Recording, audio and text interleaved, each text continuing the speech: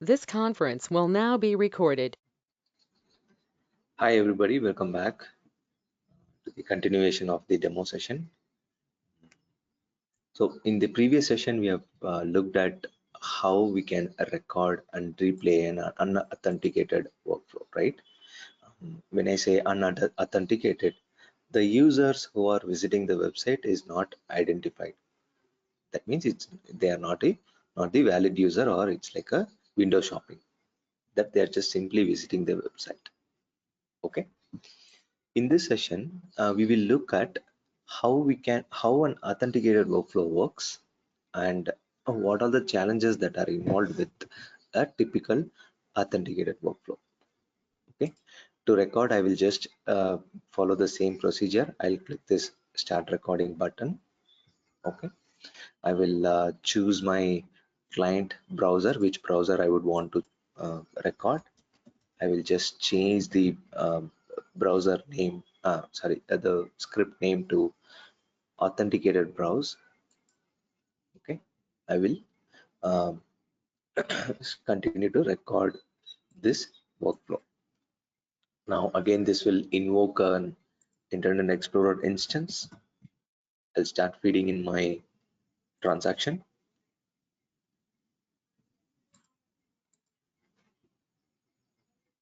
So I'll wait until all the elements gets loaded in this particular web page.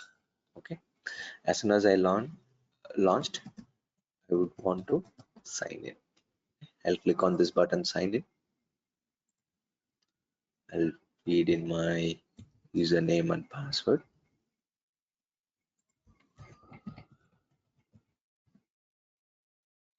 I'll click on login. Now I have logged in to the system. Okay. Now I will continue with the steps. Okay. Fish, and I'm going to click angel fish. Going to just select an item. And now let's say I'll just want to move on to home page. Finally, I'll sign out from the application. Just stop this workflow. Okay. Now we are seeing the post recording wizard here. What I'm seeing is only this host I can see it. I'll just go ahead right away, click on finish, and I can check out all my transactions here, right? So what did we do? We did launch, sign in, clicking on the login button, again the clicking on fish, angel fish, selecting an item, homepage, and sign out. Okay, right. So we will try to replay this. I'll just click on the check user path. I'll click on advanced. Default rule, I will just change the handle cache to new user, and I will start checking. Okay, now I'm checking on the authentication workflow.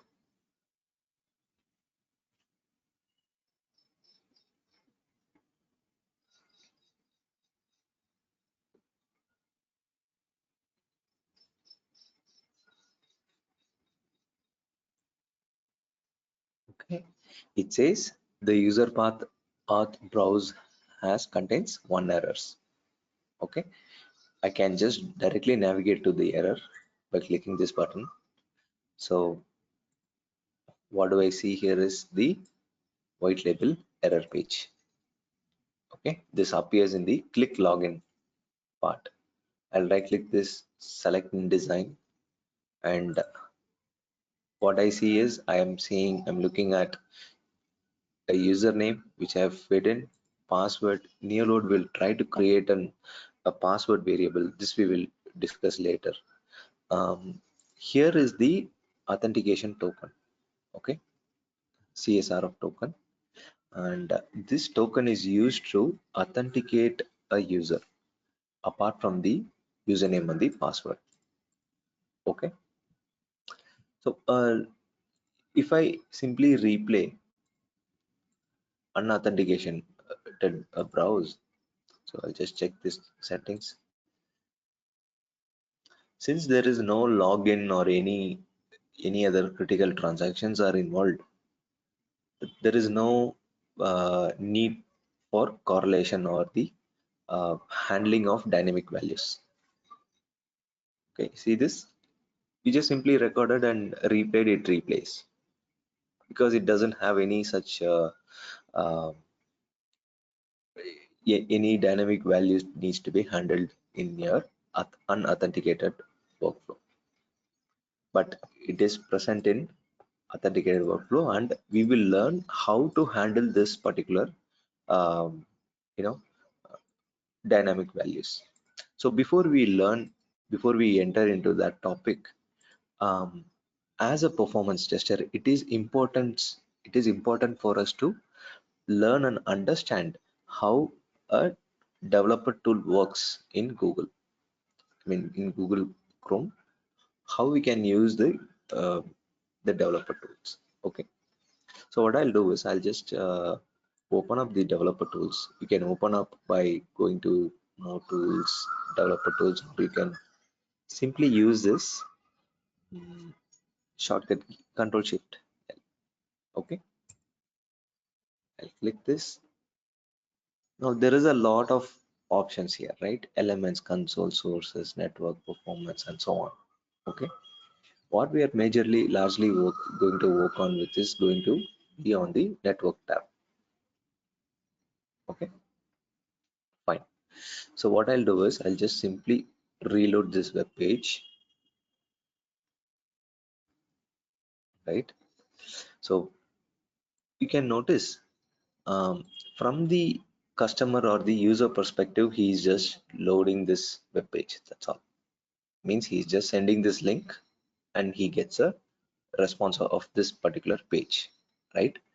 But there are so many things is going on in the background. These are the parts that we will check it out right now. So this is the main request. Okay, you can see this google.com. It's a main request. It has a status code or response code of 200, which means success, and its type is a document. Okay, so this is the first request that gets triggered, and you can see its response.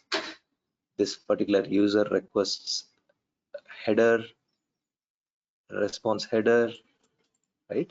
And each header has its own set of attributes that we will discuss in detail in the upcoming sessions.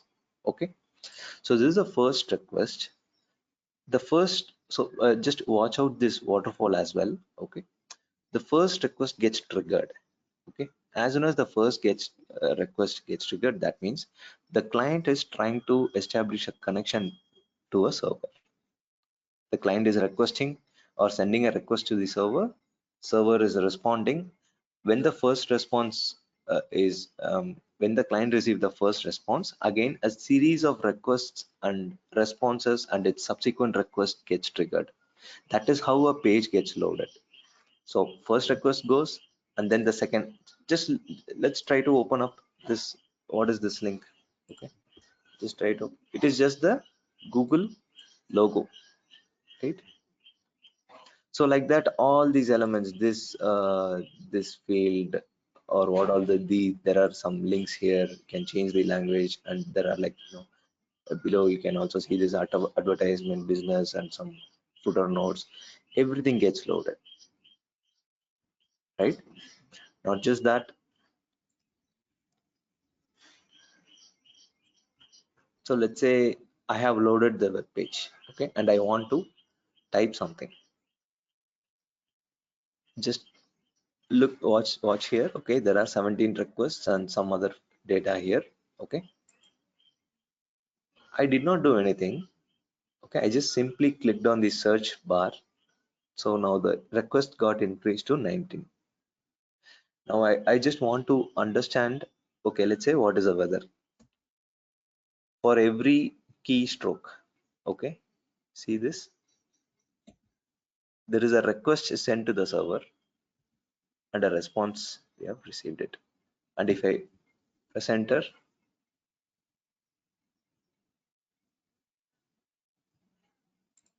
What happens? This is going to be the main request and followed by all the other non-HTML resources, that is embedded resources. Okay, this is the pattern, that is, this is how a client or the browser will work. Okay, same way the tool also will record. Means there is going to be a main request followed by all the embedded resources. Okay, for example, I will just try to show you this also. Okay, I'll clear this. So you can see it, catalog followed by all the embedded resources. You can also see the waterfall. Okay, fine. Now in this, so as these transactions are happening, right, there will be some transactions which um, the server will send some authentication key. Okay, this authentication key that we have to handle it. Okay, so how we can handle it? So this is the key that we have got. We have to open it. We have to search this key in any of the previous response. Okay, so I'll use this flag feature. I'll go to who's recorded response. I'll just simply paste it here and I'll be able to see it. See this in this login. I'll go here. I'll click on advanced. In this advanced, you can see all these parts, that is request header. That means on this particular request, these are the list of header attributes that went. Advanced settings we'll discuss later. Recorded request, this is the request that got recorded and this is its corresponding response that we have got for this particular request. And we are going to use the variable extractor to extract the dynamic value. So before that, I'll just want to search it if value is present in this particular response. Yes, it is. I confirm. I'll go back here. I will add a new variable. Leaves the starting with. Paste it here. I'll select this as the left boundary and this as the right boundary. Now I have got the value extracted. Okay. Now I want to find and replace this value in my subsequent requests. So I just click on this search and replace and I'll click on replace manually. Now I can replace this value. Okay. Now since I have replaced it, that means I have handled this particular dynamic variable. Correlation is a part, as I said, it's 90% of your scripting. So we will be extensively discussing on just on correlation. There is going to be multiple classes, multiple sessions on just on correlation, right? So you can see it worked fine, right? It doesn't have any issue. Okay, I'll just go to variables and this is the variable or the dynamic value that it got generated. Last time it was something else, right? Now what I'll do is I'll just simply increase this to three iterations. I'll increase it to 3 iterations and I will replay it.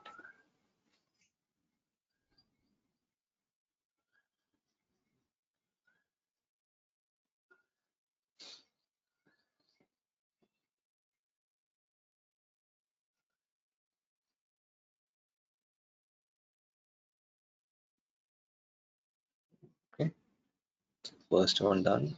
Second one I can see it's a different token.